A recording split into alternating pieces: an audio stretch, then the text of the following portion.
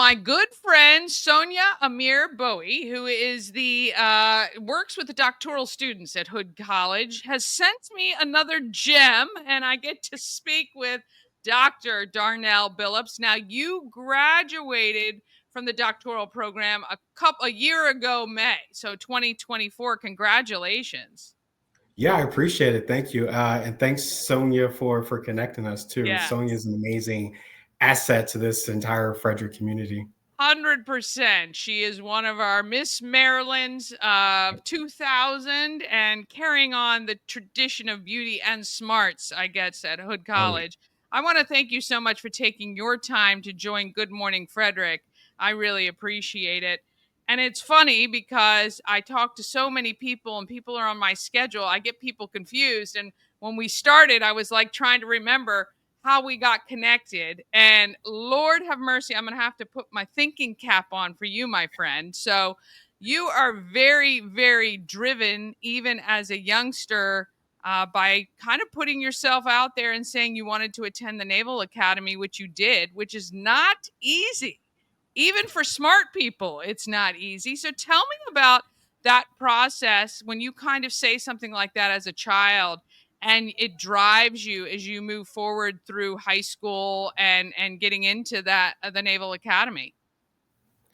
Yeah, absolutely. And first, thank you again for allowing me to be on the show. So for me, I've always been kind of a precocious person, especially as a kid. And the one story I usually tell people is that my grandmother would always take me to the library. And that's where I kind of picked up the love of reading and learning, which has carried me through my doctorate, two master's degrees, my time at the Naval Academy. And that's what really sparked my imagination to want to go to space. And then if you Yeah. read anything about space in the United States, you know that the Naval Academy graduates more astronauts than any other school in the entire world. So I kind of said, well, if I want to be an astronaut, I need to go to the Naval Academy. And it was about 11 or 12 years old. And I told my mom that, hey, I'm going to the Naval Academy. And my mom had, she's not a college graduate. So I eventually became the first person in my family to go to college.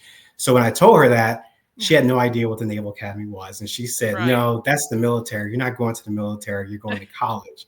So I had to explain to her, like, no, actually, this is college and they'll pay for it. And so at that point, she's like, okay, well, All right. you can go there. And Yeah, so as that's how any I set parent up. would, to be honest. Yeah.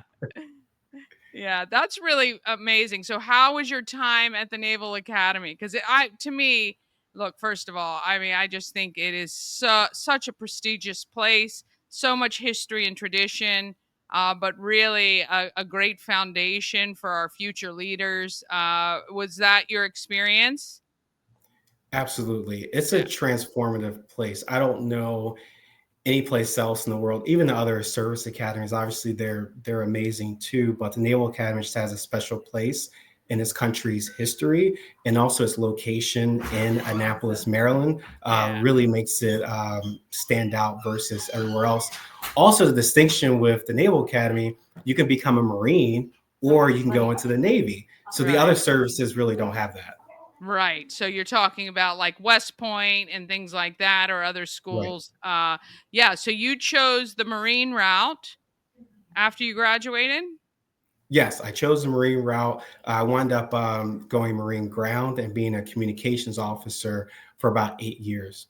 Wow. Well, thank you so much for that. And from there, you just decided just to keep getting smarter and smarter and going back to school and back to school. So, when you finished your 8 years, what was the decision after that? Just, I know that you have the capability to continue schooling, which is great.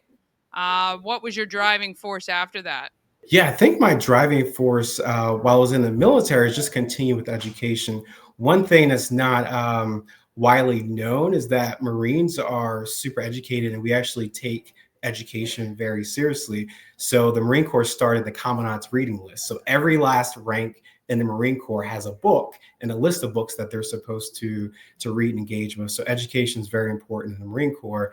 So I actually got my master's degree, my first master's degree, while I was in the military with the encouragement of the Marine Corps. But when I got out, I wanted to go into education. So I didn't have a direct pathway into it. So I wound up Yeah. getting into a program called the Broad Residency in Urban education. And that's where I got selected, competitive process. So for 2 years, I worked full time in Tennessee at the Department of Education. And at the same time, I got my master's degree in education. So it kind of, I was not thinking about two master's degrees, but it kind of just worked itself out Yeah. that way. Yeah, when you're smart like you are and driven, boy, I tell you, great things can happen. And I just think it's fascinating and awesome. You live here in Frederick County now. So, what is next on the horizon for Dr. Billups? What are you working on? And if there is a way, how can Frederick support you in what you're doing? Yeah, thank you for the question. So, one thing that I've been doing with my doctorate degree and the DOL program at Hood is all about giving back, is all about how do you take your education, your research, and help our community. So, my dissertation was all about retention of manufacturing managers and supervisors. So, I surveyed over 700 people and found out that when you actually have community and organizational benefits, you actually retain people a lot better.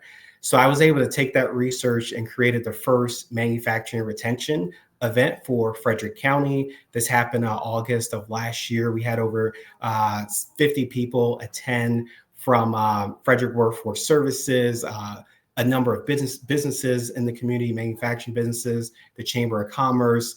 Everyone was there talking about how do we make Frederick a place for our people from a community and also Mm. a business perspective. The mayor was there, so it was really really cool to see that. So now my role and how Frederick can help is continuing to work through AI in our workforce, how that's going to change it, but also providing opportunities like mentorship and apprenticeships for individuals. Started working or reaching out to an organization called I Believe in Me in Oh, Frederick. yeah. They had Yeah. a program.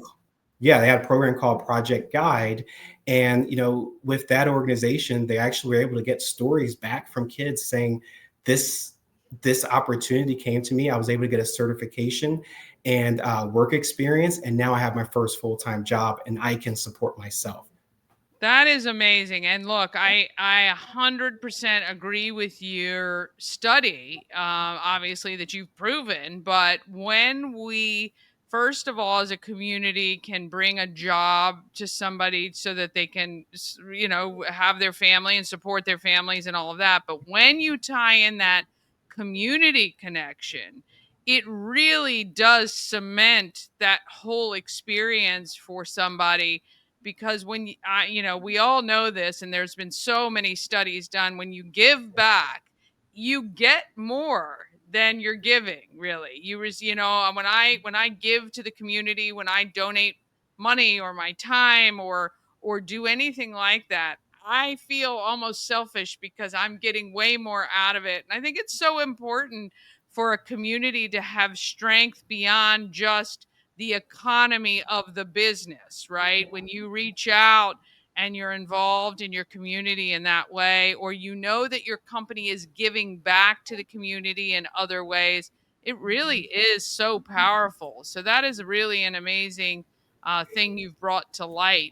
Are there more opportunities to do things in the future? When you talk a little bit about I am a huge advocate of using AI to help streamline your day, to help move us forward in ways that we didn't have before. I know a lot of people are concerned about AI removing jobs and all that sort of stuff, but I think we're having the discussion like the car was going to, eliminate the need for horses in certain ways, and we use them for Right. something else. So I think, when we look at robotics and AI and technology, I do think it can be used in great ways, even for the average citizen. Do you agree? Yeah, absolutely. I agree. And obviously there is some scariness to the whole thing. But I think as we deploy AI, we need to think about security. We need to think about boundaries and guardrails. And one of the things about Frederick County is that we do have a strong community base, but we also have strong organizations throughout the Mm, county. And I think that's what that manufacturing retention event showed yeah. us. When you talk about AI, we have data-driven Frederick at Hood College with Dr. Gersick, who's an AI specialist. We have Dr. Dyson, who's an alumnus of the DOL program at Hood, who's running our school dish. So we have a hugely tight Yeah. organization. And that's just two people Right, out of our right. whole ecosystem in the county. Yeah, yeah. What one thing this show has shown me is I have barely cut the tip of the iceberg, and it just means we've got so many incredible people in our community doing phenomenal things like who before today I didn't know. And I'm so happy. I can't wait to meet you in person one day. But so is there anything you're working on today that you're hoping to be able to bring back to the community, or are you still kind of reveling in this success from last year and seeing how we can step that up? Yeah, I don't want to revel because I do want to keep moving forward Of and course you built do. on. Yeah, of course. I think one thing I've been looking at is how to help nonprofit organizations in Frederick County when it Mm, comes to workforce development and yeah, especially human resource development for their organizations. So that's something I'm looking forward to because I think that was something that was missing in the manufacturing retention event, that yeah. nonprofit workforce development angle. So I want to explore that more because I think there's a place for that. Yeah, I really, really do appreciate the time that you're taking. I'm so happy you're part of Frederick County. And really, I know we're going to be the beneficiary of so much of what you're doing to come. So I want to thank you for that for sure. And I appreciate it. Thank you so much for inviting me and let me share my story. Of course.